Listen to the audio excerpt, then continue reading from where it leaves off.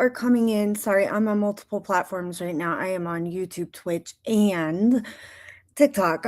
So if you are coming in, we have Scotus Decisions here in a few minutes coming up. So we're waiting right now, and I want to kind of go over what we might be looking at. Let's look at our October cases. Sorry. Give me 1 second. So why am I showing? Okay, there it goes. We could be looking at a decision on Villarreal v. Texas. We could be looking at a decision on a couple of other ones that we didn't cover here. But Villarreal v. Texas, if y'all remember, is the specific one where they're arguing that the Villarreal was deprived of his Sixth Amendment right to an attorney. We've also got the Chile v. Salazar, where we're talking about the counselor who's alleging that the Colorado law saying that, you basically have to follow reasonable medical practices is against her religion and conflicting with her First Amendment rights. We could be looking at Bost v. Board of Elections. That was a big one that we covered. Let's see, what else we got from October. We didn't cover, our Bo's already been decided. We could be looking at the case that was consolidated and re-argued about race in voter districting. We'll be looking at Case v. Montana, which was the interesting case about police entering a home and emergency aid. There's a couple of other ones we might be looking at. I don't think we're going to get past November decision-wise, but I've been wrong before. I may be wrong now. We've also got the RICO case, which AI loves to confuse with just RICO charges, not the case. It's about the fugitive tolling doctrine, the one that we watched. Let's see. And we could potentially be getting a tariff ruling today. I'm not going to hold my breath for that one, but we could. We've got the Landor case about protecting religious liberty in the prison system. The prisoner had his head shaved, and whether that violates that. Then we've got we've got some consolidated cases, but essentially it's about compassionate release in regard to the First Step Act. But we are waiting right now. Let's see what we can get to.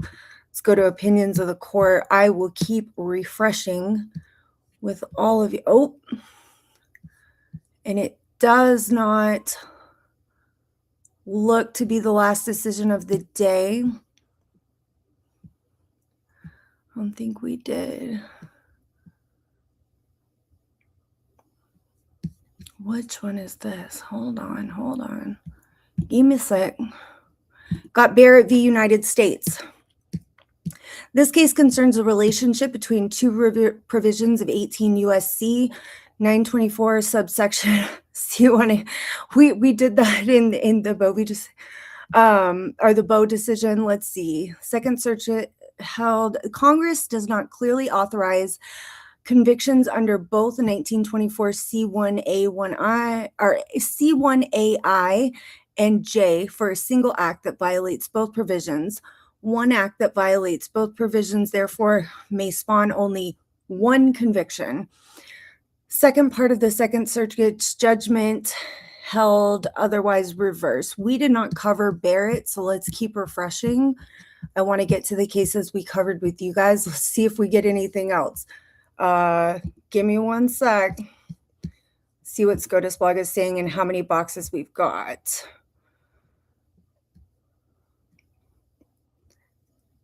And this is not going to be the last opinion of the day, so we are patiently waiting, guys. They like to read the decisions before they post them, and because we can't get in the court, it becomes a little bit more problematic. But I will keep refreshing like a madman. And if you want to follow along, just go to the Scotus Opinions and just keep refreshing until they post them, and we will see where we're at. Oh, where are we at? Where are we at? Let's see. The court holds that Congress did not clearly authorize convictions under both. Gorsh has an opinion concurring in part. Let's see. And depending on who's delivering the next opinion, I love Sotomayor, but she can be very long-winded. So we're going to be waiting a minute, guys. Let's see. Let's see what we got. Okay. Give me 1 sec. I'm still refreshing. Oh, thank you, Googs. Sorry, guys. I'm on 2 platforms, so I'm trying to like kind of go between chats and see what we got here.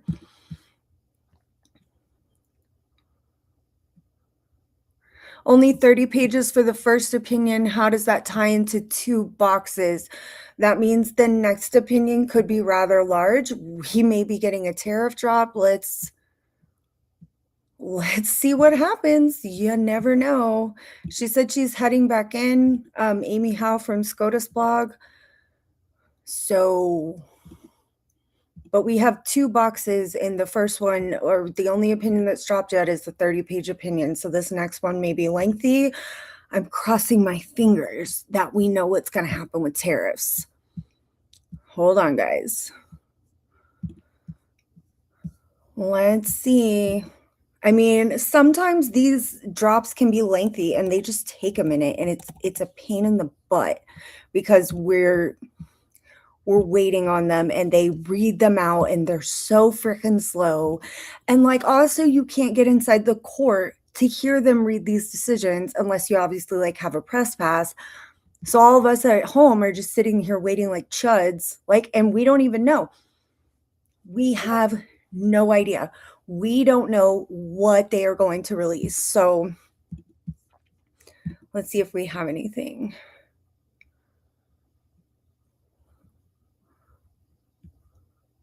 There could be up to, the speculation is that there could be up to 4 opinions today. There could be some lengthy opinions. We don't know.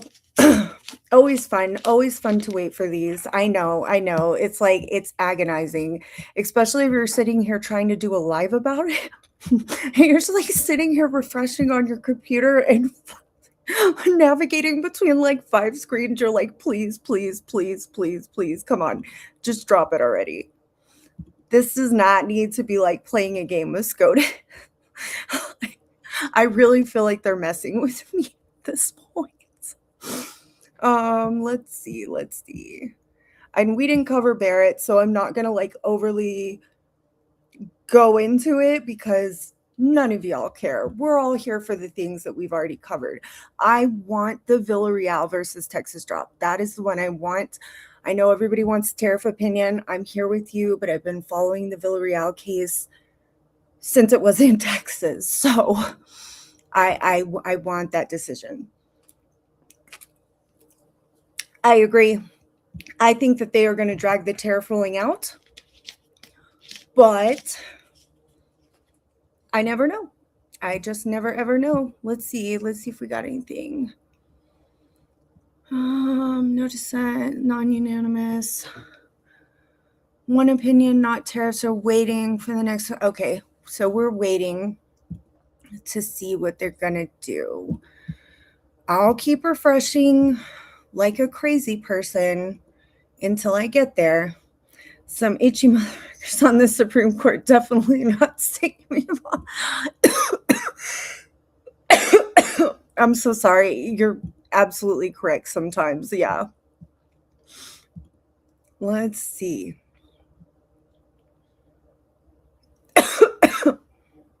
I don't know what that means. I don't mess with that creator anymore. Sorry, if you are on YouTube, I am responding to people in my TikTok chat, so we're just kind of playing back and forth. And we are still, Case v. Montana. That is one that we did cover. This was the case about police assistance in your home and it being speculative. Okay. In Brigham City v. Stewart, the court held that the Fourth Amendment allows police officers to enter a home without a warrant if they have an objectively reasonable basis. Oh my God, I'm sorry. I keep getting these chuds like requesting that I co-host with them.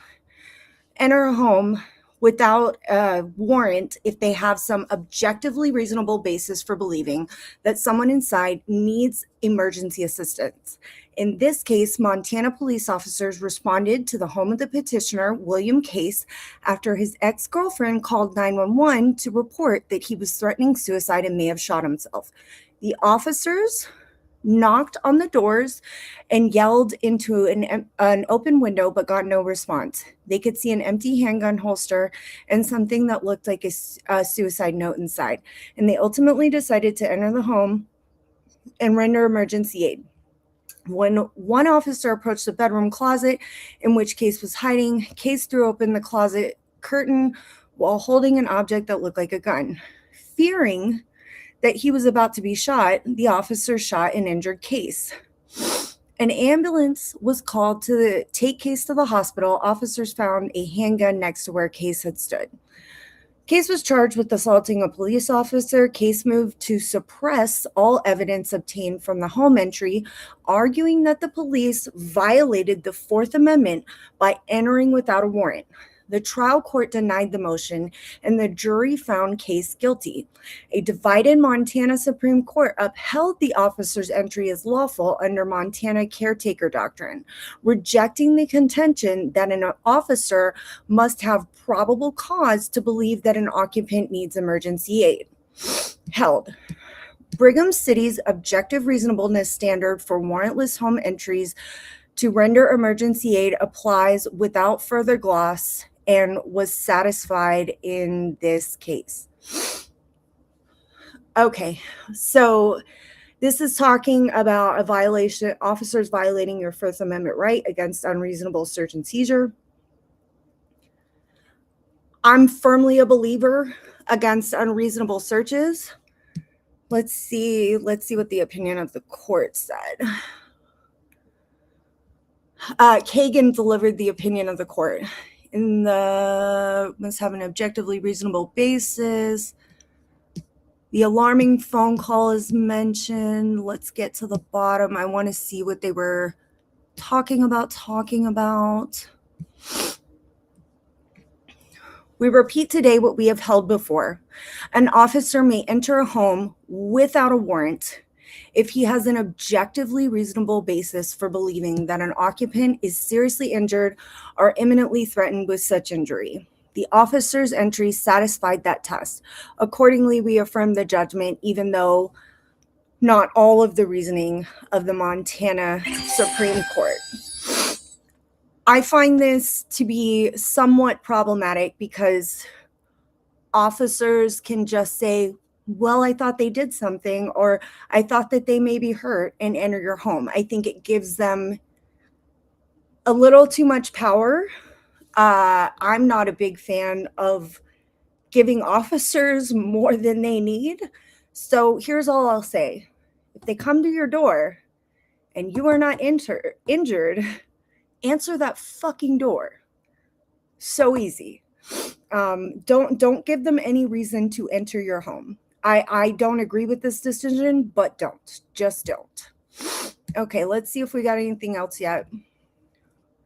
Ooh, Bost. We got Bost. And this is the last decision of the day. Or wait. Hold on. Is it? Give me one sec. Yeah. Okay, because this is Roberts. Bost v. Board of Elections. Oh, this was the one that we covered about making sure that your ballots are in on time? Let's see what they say. Illinois law requires election officials to count mail-in ballots postmarked or certified no later than Election Day and received within 2 weeks of Election Day. Congressman Michael Bost and 2 other political candidates filed a lawsuit claiming that counting ballots received after Election Day violates federal law. They principally contended that doing so conflicts with 2 U.S.C. 7 and 3 U.S.C. 1, which set Election Day as Tuesday following the first Monday in November. The district court dismissed the case, and the Seventh Circuit affirmed on the grounds that the petitioners lacked standing. Held. As a candidate for office, Congressman Bost has standing to challenge the rules that govern the counting of votes in his election. Oh my God, we're gonna go to the opinion of the court on this one. This is huge. 3 political candidates challenged Illinois' procedure for counting mail-in ballots received after Election Day. We consider whether the candidates have standing to maintain their suit. So while this was about mail-in ballots, this was also about time, manner, and place, but this was mostly about standing. And I'm going to guess this is on ideological lines. I'm willing to bet money on it. Illinois law requires election officials to count mail-in ballots postmarked and certified no later than Election Day and received within 2 weeks of Election Day. In May 2022, Congressman Michael Bost and presidential election nominee Laura Pastrana and Susan Sweeney sued the Illinois State Board of Elections and its executive director, claiming that the counting ballots received the day after election violates federal law. They principally contended that doing so conflicts with 2 U.S.C. 7, 3 U.S.C. 1, which sets it as the Tuesday following the Monday in November. Petitioners asserted several bases for their standing. They first argued they were entitled to have their election results certified with votes received in compliance with federal Election Day statutes. I want to know why they gave them standing. I don't necessarily disagree with it, but I can tell you how this is going to work. This is going to flood the system with complaints. When I can argue that states should not be accepting anything postmarked after Election Day.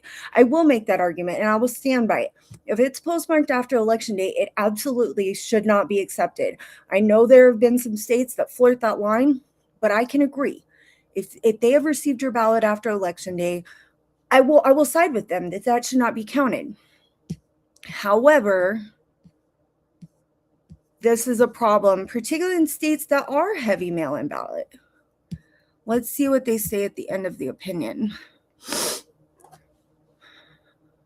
They say, let's see.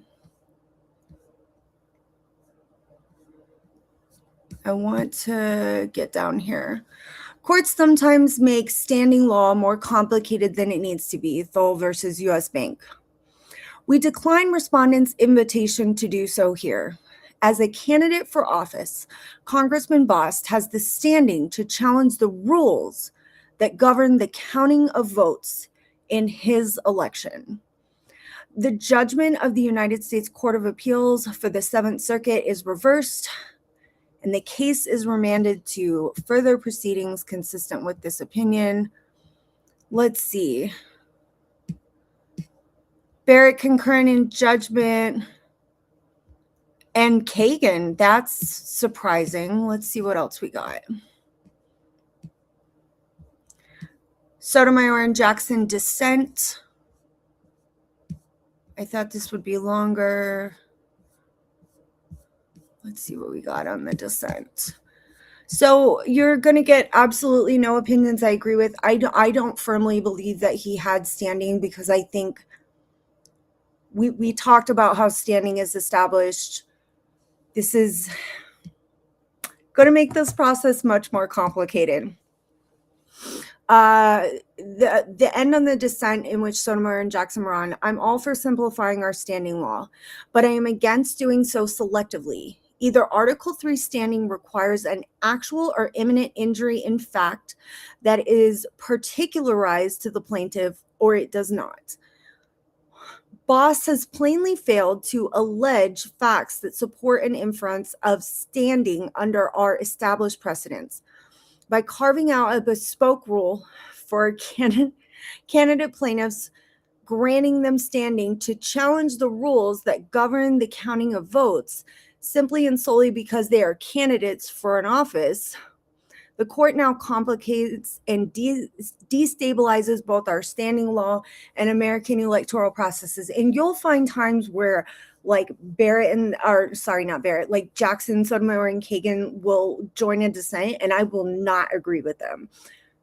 This one, I'm with Jackson and Sotomayor. I think he was challenging it on some premises that like he had to pay. Was the candidate like, that's a sorry for your bad luck. You knew what you were running for, like, and you knew the rules of elections in your own state, and he wasn't even close to losing. This is why I feel like this is super complicated. They may have started. Does anybody have questions? Will you please slip them in the comments? We got Barrett v. United States. Barrett v. United States is not a case that we covered, but we did get the ruling back on Case v. Montana and Bost v. Board of Elections. Case v. Montana said, if officers think there's something wrong with you, they can just go in your house. I see that as like giving them way too much power, but okay. And then Bost v. Board of Elections said, fuck what we've done, normally. We're just going to let candidates challenge shit because they're candidates. No, we don't have a tariff ruling today, unfortunately. I was hoping we would get one, but we don't have one. You know what I'll do today? I'll do something a little bit different. If you want to come up and ask questions, because sovereign state immunity, I think I'm going to have to do it tomorrow because I won't be able to get into oral arguments right now and get us at the beginning of it because we've been going through decisions, but I can do those tonight. If anybody wants to come up and ask questions, I feel like both of these rulings that are cases we went through are problematic, and if you would like to join and talk about it, I am very happy to have you. Sorry, if you're coming through on Twitch or YouTube, I apologize because I am just streaming to multiple platforms and learning how. But I am very willing to talk to people about what we've covered. What up? What up? What's going on? Yeah, so I wanted to pop in. So I wanted to ask you about the case where they can come in if there's like they believe something's like seriously wrong, like a medical event with somebody. Yeah, for sure. To me, this seems can be problems with it. Like from my understanding, like police kind of have that of like when there's exigent circumstances, like they're able to come in, even if like the exigent circumstance was wrong, like somebody filed a false report, they would still have like good reason to go in because they believe there's like a medical event going on. I can agree with you, but you think it's one of those where it's been a little parsed out, and I don't disagree with you that certainly there is a time and place for everything, but I also see the potential for abuse here, which is sort of the like underlying problem I have with it. Can I just call, right, and like be like, hey, this person is messing up, or like this person, I think this person may hurt themselves, even if it's an unearnest call, right? Like I'm just calling to F with somebody. And then they can just show up. And if I say, don't answer the door, like what if I'm in the shower, right? If I'm in the shower, they can show up. Somebody's called them and said, hey, and like that's a recipe for disaster. Now, is that always the case? And I think as for our frogs in the car, that's why it's like sounding like that, but you're okay. I think it becomes problematic at that point. It's a potential for abuse, but I think they need a little bit more than just somebody said. It was the specifics of the circumstance here rather than anything else. But what I would advise y'all to do, if you're not fond of police just being able to do whatever they want, make sure you answer your door. Make sure you answer your door. So I do understand it, right? And I had seen a video probably like a couple weeks ago of a guy who had called the police, and he said that there was a guy like having an overdose in the back of a gas station in like a gambling room, and it was probably somebody who just like lost gambling, and they ended up getting arrested for that. And like, to me, like that seems reasonable, even though like the call was fictitious. That like you assume when you're getting a 911 call that someone's dying, that like it's legitimate. And I think like having them not be able to go in when like somebody's like, hey, somebody's dying in here, I think that's like, that sets worse precedent, that like there could be people dying and police are worried to go, or like first responders entirely are worried to go in. Maybe some level of like immunity, maybe, if like they find out like the call was fictitious, like nobody, like somebody calls in for an overdose and nobody's overdosing, that like if they see something in plain view, they can't just be like, oh, you're going to prison now, to maybe prevent some of that abuse. But I don't know. Yeah, I mean, I think it's a complicated situation. I guess I always look at it from the perspective of like, what does it give them the power to abuse? Because let's not act like we haven't seen officers going ham on some of this like power that they have, if you will. That's where I worry more. But I can also agree with you that like my bigger problem with particularly this case, the case v. Montana, was that they thought this guy might have unalived himself. An officer was like, this guy's not serious. That's direct quote that they pulled from body cam. They're like, this guy didn't do anything. This guy's not serious, blah, blah, blah, blah, blah, blah, blah. They went into that, like on that. They didn't have an ambulance staged. If you're critically concerned for somebody that may have hurt themselves, it seems like reasonable that you would stage, right? There were more outlying factors to some of this, and then the guy gets shot. I don't believe that there is a hard and fast rule, but I also don't believe in giving police the like ability to just have blanket immunity on this. Yeah, so yeah, I think there should probably be some reasonableness standard to this, right? Yeah. Like, for example, like swatting, that happens a lot online right now, right? Like you could have somebody who's been swatted multiple times over, and you're like, hey, this is like the third time this month we're reporting to somebody saying there's a murder here. Maybe like we don't respond in the same manner every single time, now that like it's been shown to not be legit multiple times over. Yeah, and that's valid. Like I think there's a million things that are going on with this that are like, they don't fit a standard or a norm, but sort of it's the blanketness of this. Like, let's see, hold on, let me pull it back up if I can find it. I think I pulled up Bost twice. Yeah, case v. Montana. It's the objective reasonableness. I don't feel like they fit objective reasonableness. Does that make sense? Like, especially when you have the officer there being like, and that's not what they evaluate. Like, that's not the factor here, but like, it's. Okay, so yeah, I can see that opinion. If you're saying in this case specifically, it was not reasonable for them to think that there's like an imminent harm to that person, I can absolutely understand that. But like, yeah, it's very touchy in that way, and that's the issue that I overall have, is that this case specifically, there was enough to say that I don't feel that the officers took this seriously enough and a firearm was discharged because they thought that he had it, and he did not. He did not. He was not actually armed. They found a firearm on a side table, but he himself was not armed. He was shot. And then he gets charged. And like, so you have to like, it's sort of the breadth of the circumstances that bother me more than like just police officers generally being like, if it's some like 80-year-old lady and like nobody's heard from her for a day, and like, we call the police and we're checking on them, reasonable, totally reasonable. Like that's something I don't even think, like, I wouldn't argue if that was my grandma. But like in this specific case, with all the circumstances around it, I just don't feel like it was fulfilled. Do I think they will rule on Terrace this week? I think they're going to drag that baby out. I am going to be so real. They are going to drag that baby out. If anybody wants to come up and ask about these, like, I have no issue.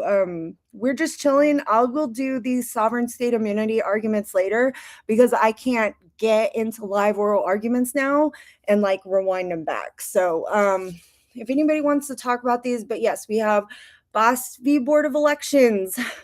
That one's fun because now candidates can just sue and challenge state laws governing elections because yay, that's not how we've done it before, but that's how we're going to do it now.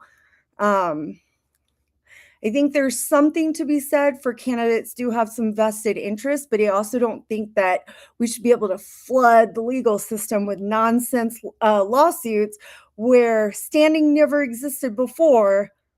But now we're going to give them standing. That seems a little crazy to me. So I guess just for a final question on the case we were just talking about, so like adjacent to it, if somebody just called, let's say an anonymous caller calls and says somebody like is like attempting to unalive themselves in their house, like you think a police officer should be able to go in there? I think that it needs to be based on the known circumstances. The most damning part in case, literally the name is case. The most damning part in case was that officers got out of that car and he had a known history of this, and then they were like, he didn't do anything.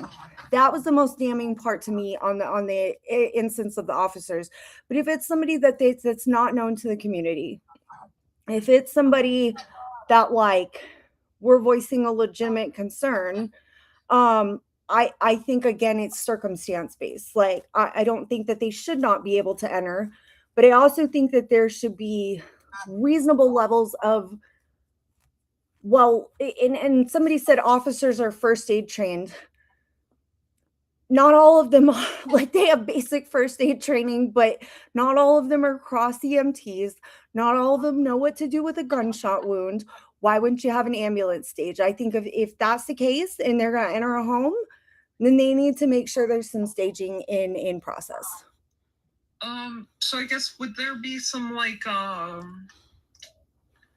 maybe some middle ground there where like if somebody calls, right, and they want to like charge somebody with a crime for going into your house, that like they wouldn't be able to do that if somebody calls on you and there's like not something going on? If it was like because to me I feel like something like that would fix most of the problems there.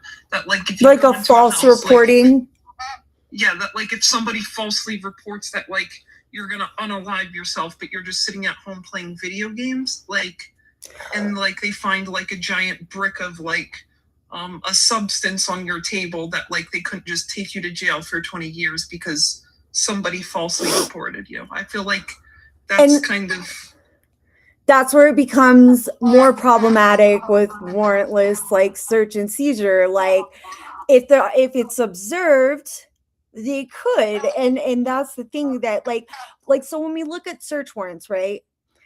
Search warrants often have to like, unless it's different for warrants for like arresting a person, but search warrants, they have to have a court and name a judge specific items to be seized. However, say you have firearms and that's what they've listed to seize, but they come in your house and to your point, you have a brick of something on the table, they can still seize that too because it's an illegal stuff. Like I don't I don't know if it would fix the issue, but I can say we've seen more laws develop in regard to swatting and things like that. But again, it comes down to like what qualifies as a SWAT. What is this? What is that? Like, and that's the problem, is that